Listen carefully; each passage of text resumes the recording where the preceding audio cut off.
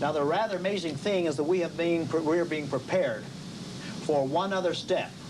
We have one other step that's going to be placed right here. And that is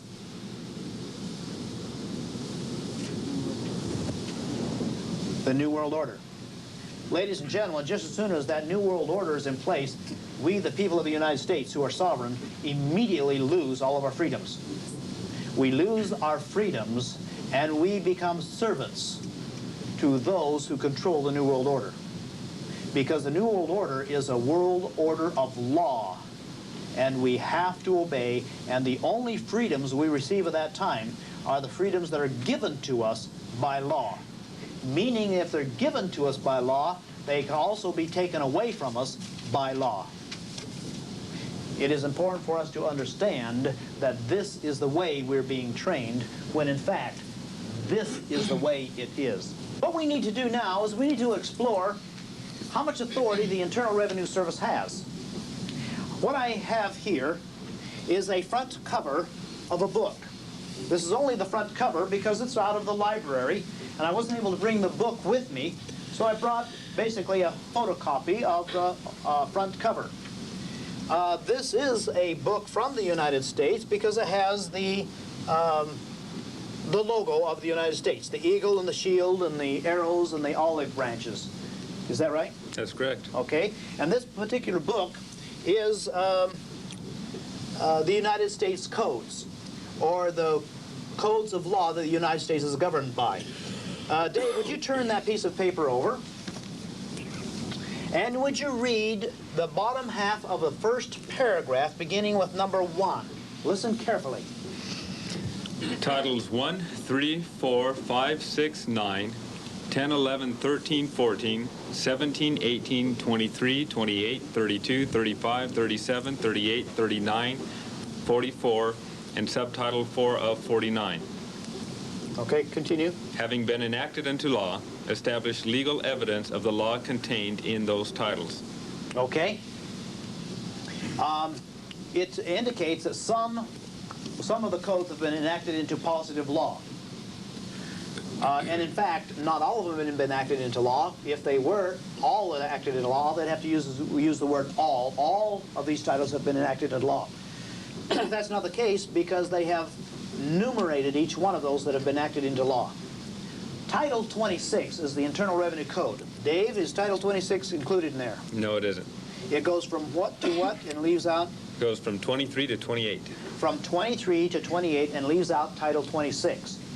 Well, we also happen to have another page of the same book, Bill, and this includes all of the titles in numerical order.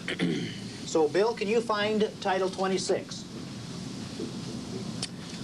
It's Internal Revenue Code. Okay, so Title 26 is the Internal Revenue Code. Ladies and gentlemen, this is the Internal Revenue Code. All right? Now, you notice that some of those codes have an asterisk by them. What does the asterisk mean, Bill?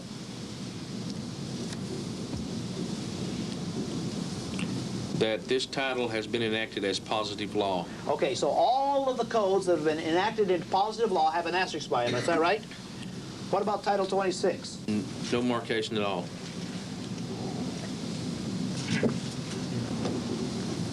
Okay, so they do not have an asterisk by Title 26? No, they don't now. Okay, what does that mean?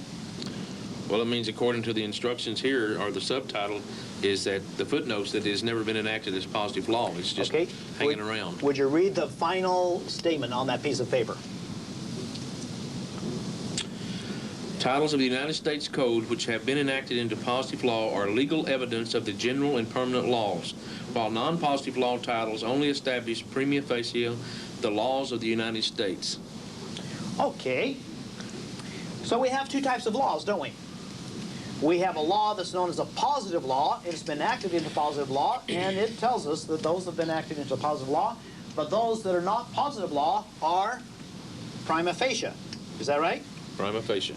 Dave, we've got the Black's Law Dictionary in front of you. Would you open the Black's Law Dictionary to prima facie? Latin for at first sight, on the appearance, on the face of it, so far as can be judged from the first disclosure. Presumably, a fact presumed to be true unless disproved by some evidence to the contrary. Okay, let's see if we can help you understand prima facie law. Would you please touch this book? Do I have to prove to you this book exists? No. Can we accept that this book exists? Yes. Ladies and gentlemen, that's prima facie law. But let's suppose when I submit this book to you, say, wait a minute, I don't believe that's a book. I think it's a box with a gun on the inside. We open up the box and we find a gun on the inside. From that moment on, this is no longer a book, but it's a box with a gun on the inside. In other words, prima facie law is law that exists until challenged, and when challenged, it becomes that which is agreed upon. Title 26 is prima facie law. Now, why is it that Title 26 is prima facie law? Well, let's see if we can find an answer to that. I have the book IRS Humbug, and the author has a rather interesting statement to make here.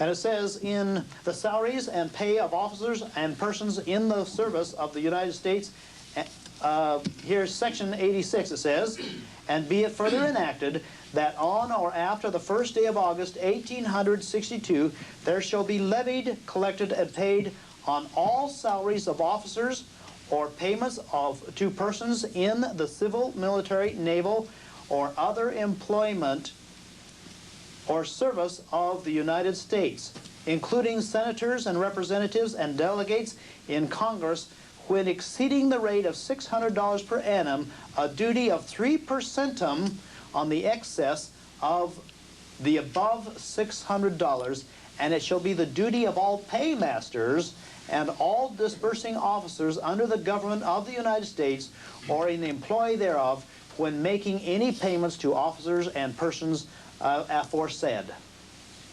So we have in 1862 a federal kickback